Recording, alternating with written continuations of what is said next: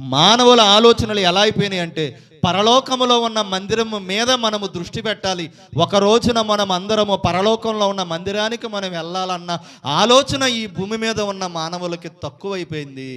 పరలోకంలో ఉన్న మందిరము మీదకి మనం వెళ్ళాలి, మందిరములో మనం అక్కడ దినదినాలు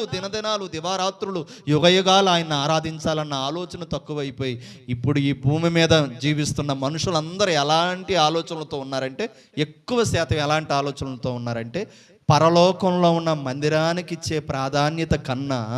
భూమి మీద ఉండే మనుషులు కట్టుకున్న మందిరాలకు ఎక్కువ ప్రాధాన్యత ఇస్తున్నారు. అంటే ఎక్కువ ప్రాధాన్యత అంటే నేను అంటాను,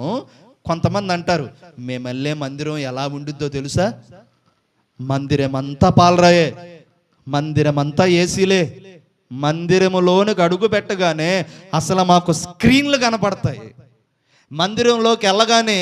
ఎక్కడ చూసినా కూడా సోఫా సెట్